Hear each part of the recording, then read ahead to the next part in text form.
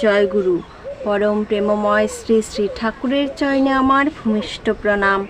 আর আপনাদের প্রতি প্রত্যেককে জানাই আনন্দিত জয় গুরু। আজকে আমি আলোচনা করব ভাগ্যের চাকা সত্যি সত্যি ঘুরবে। ইষ্টভৃতি করার সময় কি বলতে হবে, কি ভাবতে হবে, এই সমস্যার সমাধান আজকে বলে দেব। কেমনভাবে ইষ্টভৃতি করতে হবে, ইষ্টভৃতি নিয়ে এর আগে অনেক ভিডিও করেছি, তবে আজকের ভিডিওটি অত্যন্ত গুরুত্বপূর্ণ। জেনে নিন কিভাবে ইষ্টভৃতি করতে হবে আর কি বলতে হবে, যাতে আমাদের নানা রকম সমস্যা মিটে যাবে। ইষ্টভৃতি কি, এই নিয়ে অনেকের মনে অনেক প্রশ্ন আছে। কেন আমরা করি এই ইষ্টভৃতি, কি পাই ইষ্টভৃতি করে, অনেকের মনে অনেক প্রশ্নের আজকে উত্তর এই ভিডিওটির মধ্যে আছে। অবশ্যই মনোযোগ সহকারে শুনবেন এবং অপরকে শেয়ার করে দেবেন, যাতে বাকিরাও শুনতে পারে। এইভাবে ইষ্টভৃতি করলে বেকার সমস্যাও কিন্তু দূর হবে। আমাদের বেকারত্বটা দিন দিন বেড়েই চলেছে। তো কি করে এই বেকারত্বটাকে কাটাতে পারি, তার সমাধানও আজকে বলে দেব। জীবনে গুরুকে পেয়ে হালকা গা ছাড়া রকমে চললে কোনো আনন্দ পাওয়া যায় না, কোনো প্রাপ্তিই ঘটে না। পেতে গেলে করতে হবে। তাকে যদি আমি পেতে চাই, তাকে যদি আমি ভালোবাসি, তাকে যদি আমি মন থেকে পেতে চাই, তাহলে কিন্তু অবশ্যই পাবো। আমি গা ঢিলেমি করে চললে তাকে কিন্তু পাবো না। তাই তাকে যদি পেতে চাই, অবশ্যই আমাদের করতে হবে। তবে কি করতে হবে আজকে বলে দেব। ধরো, করো, হও, পাও, ঠাকুর বলেছেন। করাই পাওয়াকে ডেকে আনে। শ্রী শ্রী ঠাকুর বলেছেন, না করে যে পেতে চায়, দুঃখ তার পিছে ধায়। বলছেন করাই পাওয়ার জননী। বলছেন করাটা যখন চাওয়াকে অনুসরণ করে, তার কৃতার্থতা তখনই তার সম্মুখে এসে দাঁড়ায়। তাই করে নিয়ে তারপরে চেয়েও। তুমি চাওয়ার আগে কিছু না করেই তুমি পেতে চাইছো, তাহলে কি করে হবে? সক্রিয় দীক্ষানুচলনের মূল কথাই হলো যজন, যাজন এবং ইষ্টভৃতি। 1940 খ্রিস্টাব্দের 15 জুলাই শ্রী শ্রী ঠাকুর অনুকূলচন্দ্র সন্ধ্যায় অনুলেখক শ্রী প্রফুল্ল কুমার দাসকে বললেন, দুটো জিনিস যদি ঠিক থাকে, আইডিয়াল আর সমতা। একটু পরে গভীর নিশ্চয়তার সাথে বললেন, দেখো, ইষ্ট প্রতিষ্ঠার পর হয়ে যজন, যাজন, ইষ্টভৃতি করাই সব। এর জেল্লা যার যত বেশি এবং বৃত্তি যার যত নিয়ন্ত্রিত, সে তত বড়। যারা যত বড় হয়েছে, তারাই কোনো না কোনোভাবে এটা করেছে। 1939 সালের 9 অক্টোবর পাবনা জেলার হিমায়তপুর গ্রামস্থ সৎসঙ্গ আশ্রমে সন্ধেবেলায় শ্রী শ্রী ঠাকুর চৌকিতে বসেছিলেন।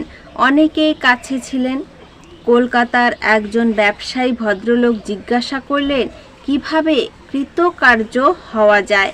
ঠাকুর বললেন, যজন, যাজন, ইষ্টভৃতি মানুষ মাত্রই করণীয়। যজন, যাজন, ইষ্টভৃতি মানুষ মাত্রই করণীয়। নিজে সাধনা করতে হবে, সঙ্গে পারিপার্শ্বিককে বোঝাতে হবে, আর ইষ্টভরণের মধ্য দিয়ে নিজের কর্মশক্তি কেন্দ্রায়িত করে সত্তাকে অটুট করে তুলতে হবে। 1940 খ্রিস্টাব্দের 25 জুন অনুলেখক শ্রী প্রফুল্ল কুমার দাস জানতে চাইলেন, ইষ্টভৃতিতে পুরস্কার ও জৈবের যোজন হয়, এর অর্থ কী? শ্রী শ্রী ঠাকুর বললেন, পুরস্কার হলো মোটর পার্ক, শিল্পী অঙ্গ। জৈব হলো সেন্সরি পার্ক, অনুভূতি অঙ্গ। ইষ্টের জন্য কতকগুলি করা হলে করার যে অ্যাকুমুলেটেড এফেক্টস, তা আমাদের বোধে ধরা দেয়। 1940 খ্রিস্টাব্দের 21শে আগস্ট রাজশাহী থেকে একটি ভাই আশ্রমে এসেছেন। ইনি বেকার অবস্থায় আছেন বলে জানালেন। ঠাকুর বলছেন, 1 মাস নিজে উপায় করে ইষ্টভৃতি করো, তখন ঠিক পথ পাবি। অর্থাৎ ইষ্টভৃতি সম্মুখভাবে করার প্রচেষ্টার মধ্য দিয়ে একটা মানুষের ভাগ্য বদলে যেতে পারে। তাহলে ইষ্টভৃতি করার মধ্য দিয়েও কিন্তু আমাদের ভাগ্যটা বদলে যেতে পারে। তবে সিনসিয়ারলি ইষ্টভৃতিটাকে করতে হবে। যজন যাজন ইষ্টভৃতি 3টি আমাদের অতি গুরুত্বপূর্ণ একটি বিষয়। আর এই 3টিকে আমরা যদি সঠিকভাবে পালন করতে পারি তাহলে কিন্তু আমাদের ভাগ্য অবশ্যই বদলে যাবে, ভাগ্যের চাকা ঘুরে যাবে। ইষ্টভৃতির মাধ্যমে এই কথায় শ্রী শ্রী ঠাকুর দৃঢ়তার সঙ্গে বললেন যে তুমি ইষ্টভৃতির সম্মুখভাবে করার প্রচেষ্টার মধ্য দিয়ে একটা মানুষের ভাগ্যও বদলে যেতে পারে। এটি শ্রী শ্রী ঠাকুর দৃঢ়তার সঙ্গে কিন্তু বলেছেন। ম্রিয়মাণ হয়ে চলতে থাকা জীবনে পুনরুত্থানের জন্য এই তার নিদান, এই তার প্রেসক্রিপশন। রীতি বিধায়না গ্রন্থে 150 নম্বর বাণীতে বলেছেন, যিনি প্রিয় পরম, ইষ্ট যিনি সেও প্রিয় পরম। যিনি জীবনের মুক্ত কল্যাণ অন্তরের আবেগ উচ্চারণার সহিত সক্রিয় তৎপরতায়, তার ভরণ পোষণী অনুধ্যায়তায় আগ্রহ উদ্দীপ্ত আকুতি নিয়ে শত প্রবৃত্ত নিয়োজনায় প্রত্যুষে আন্নিকৃত সমাপনান্তে নিজে কোনো কিছু আহার করবার পূর্বে তার জন্য উদ্গ্রীব কৃপণা নিয়ে বাস্তব যা কিছু উৎসর্গ করা যায় তাই ইষ্টভৃতি। তাহলে নিজে কোনো কিছু আহার করবার পূর্বে তার জন্য যদি উদ্গ্রীব কৃপণা নিয়ে বাস্তব যা কিছু তাকে আমি উৎসর্গ করব তাই কিন্তু ইষ্টভৃতি। জীবনযজ্ঞের দৈনন্দিন প্রথম প্রাণস্পর্শী আহুতি নিত্যগুরুর জন্য বাস্তবে দেওয়ার মধ্য দিয়ে ইষ্ট দেবতার প্রীতি উৎপন্ন হয়। যে প্রীতি আমাদের প্রিয় সম্পদ। আমাদের জীবনে বহু ভালোবাসার মানুষ বা বৃত্তি থাকে।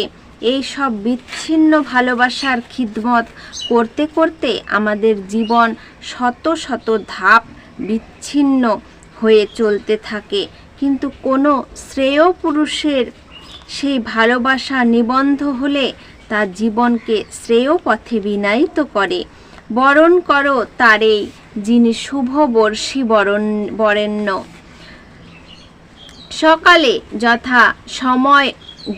সকালে যথাসময় ইষ্টভৃতি করতে হবে। জল গ্রহণের আগে, কোনো কাজ শুরু করার আগে, দিনের শুরুতে, সব কাজের আগে নিজের উপার্জিত অর্থ থেকে গুরুর জন্য নিবেদন করার সুযোগ পেয়ে আমি ধন্য। এই ভাব নিয়ে, এই বোধ নিয়ে ইষ্টভৃতি নিবেদন করতে পারলেই মুশকিল আসান।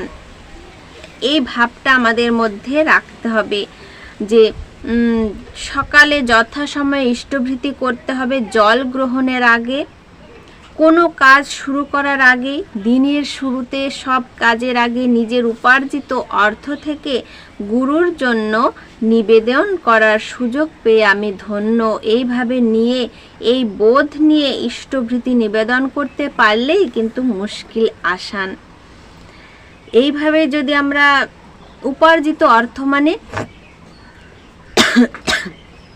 সৎ কর্মে যে টাকাটা আমরা উপার্জন করি সেই টাকাটা দিয়ে আমাদের ইষ্টভৃতি করতে হবে। এতেই কিন্তু মুশকিল আসান হবে।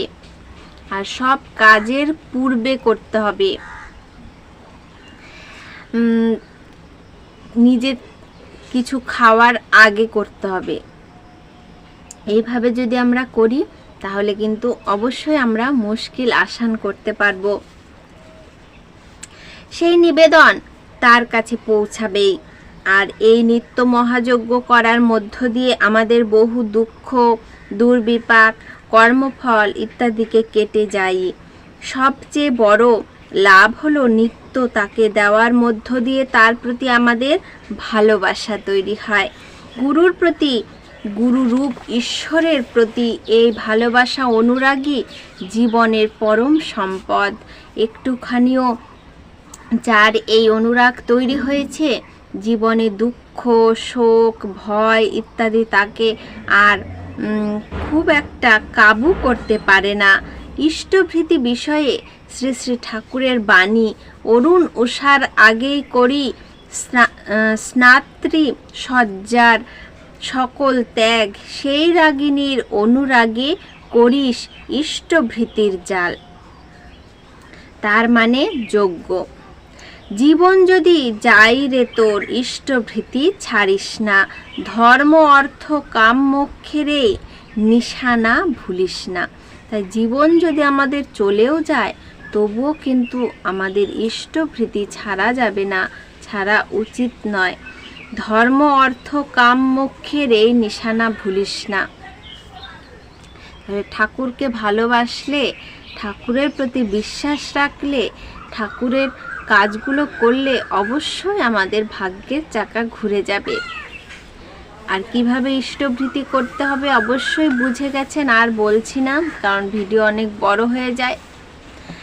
আজকের আলোচনা এই পর্যন্তই। আবারও আসবো নতুন কোনো আলোচনা নিয়ে। জয় গুরু।